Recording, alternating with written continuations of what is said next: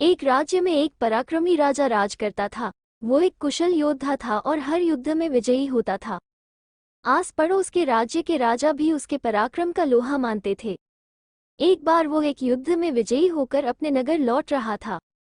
उसके मंत्री और सैनिक उसके साथ थे। रास्ते में एक पेड़ के नीचे उसे एक बौद्ध भिक्षुक बैठा दिखा।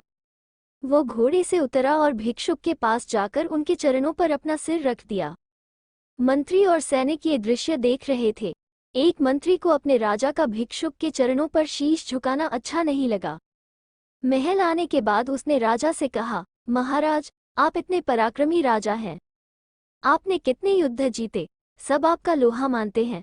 आपका शीश तो गर्व से तना रहना चाहिए, किंतु आपने एक भिक्षुक के चरणों पर शीश झुका दिया। मुझे ये उचित नहीं जान पड़ा। राजा मुस्कुराया, किंतु कुछ बोला नहीं। अगले दिन उसने उस मंत्री को बुलवाया और एक थैला देकर कहा, इस थैले में 4 चीजें रखी हैं। बाजार जाओ और इन्हें बेच कर आओ। ध्यान रहे, बाजार जाने के पहले इस थैले में झांक कर मत देखना। मंत्री थैला लेकर बाजार चला गया। बाजार में जब बेचने के लिए उसने चारों चीजें निकाली तो चकित रह गया। थैले में एक मुर्गी का सिर, एक मछली का सिर, एक बकरी का सिर और एक इंसान का सिर था। राजा की आज्ञा का पालन उसे करना ही था। उसने मुर्गी का सिर, मछली का सिर और बकरी का सिर तो बेच दिया, किंतु इंसान का सिर खरीदने को कोई तैयार नहीं हुआ। वो उसे बिना बेचे ही राजा के पास लौट आया। राजा को उसने सारी बात बताई। राजा ने कहा, कोई बात नहीं, कल एक प्रयास और करना। अब की बार तुम बिना कोई मूल्य लिए इंसान का सिर किसी को दे आना। अगले दिन मंत्री फिर बाजार गया।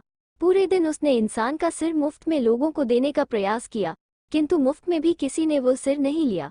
मंत्री महल लौट आया। वह समझ चुका था कि राजा ने उसे ये काम करने क्यों कहा था।